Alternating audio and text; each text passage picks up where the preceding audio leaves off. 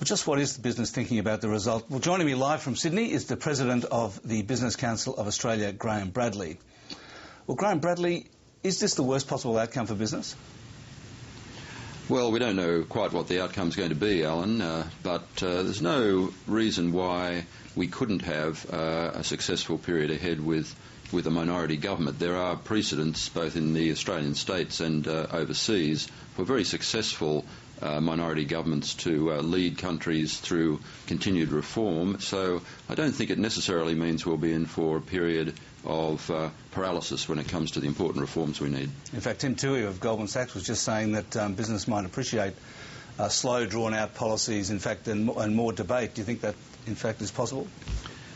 Well, I don't think business wants any further hesitation when it comes to the major reform priorities for the country. They're well known, and they're well known before this election. What we now need to see is some progress on those. So that wouldn't be a good outcome, but I don't think it's a necessary consequence of where we are today. For minority governments to do a good job, and we've seen this in the Bracks government in Victoria in the 1999 and beyond, they can continue a strong reform agenda, and I guess what business is looking for is for whoever forms the minority government and the independents that support them, then there is a commitment to progressing the reforms we need. One of the key priorities that you've talked about is energy security. Now, the Greens have control of the Senate, have a person in the lower house, and they've been talking about actually bringing in, or causing to be brought in, a carbon tax. So where do you stand on a carbon tax, or as opposed to an emissions trading scheme? Well, look, Alan, the first thing to say about this is we don't have an energy security policy for the country. The last government promised a white paper on our future energy needs. We didn't get that. We think that's a near-term important priority for the incoming government to commit to producing, for public debate and discussion, a paper, a policy on where our electricity needs are going to be met for the next 10, 20 and 40 years, where we're going to get our gas supplies, what sort of infrastructure we need. And without that clarity, I think the debate to some extent on emissions reduction policies and options will be uninformed, underinformed. So we would see the incoming government should really lay the groundwork for a proper debate on emissions reduction options by having a national energy security policy. Yeah, but where do you stand on a carbon tax? Well, we haven't supported a carbon tax. We believe that there's a multifaceted approach needed to address emissions reduction, and the most likely lowest cost approach would be one that involves a market-based mechanism such as an emissions trading scheme.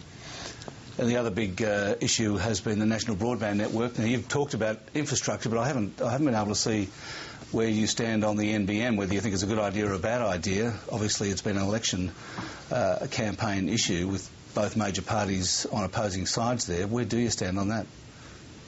Well, look, the digital economy is going to be important for Australia's future, and I don't really think there was much disagreement on that with either business or between the two political parties. The question is how we get there, how much is it worth the government money to be spent on that project, and what's the real payback. So we've called for, and we still think the right approach, before we completely commit public funds up to 40 billion and so on into a nationalised broadband network company, to have the Productivity Commission have a clear look at this, decide where the productivity improvements are going to be, and inform the discussion as to what's the best way of achieving that in terms of national investment. Yeah, but the NBN we haven't seen yet. The NBN is already well underway. We haven't yet seen a cost-benefit.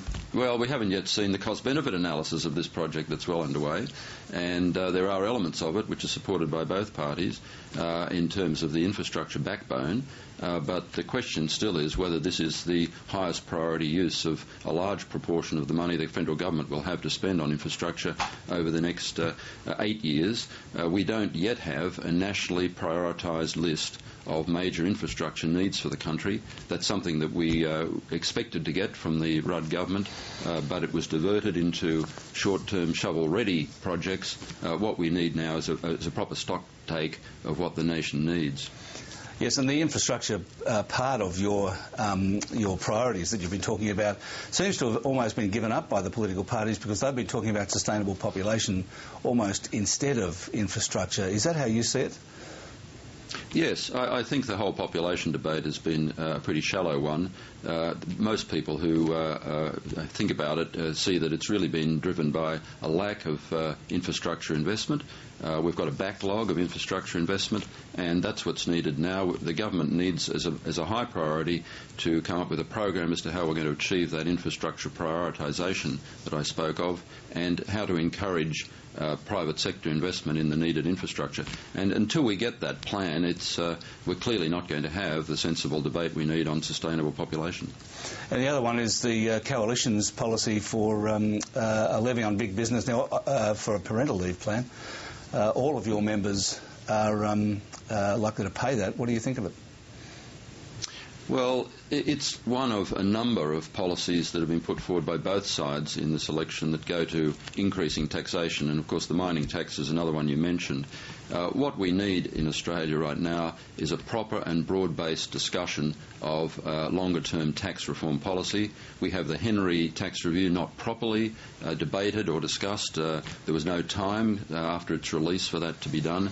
We'd like to see the incoming government, whoever it is, commit to a broader-based discussion on the tax reforms we need, and of course parental leave and how it's funded would be part of that discussion, as would the trade-offs you need to make between the goods and services tax, which was excluded from the Henry Review, and all of the other proposals coming out of Henry and others. The full suite of options should be on the table. We'll have to leave it there. Thanks very much, Graham Bradley.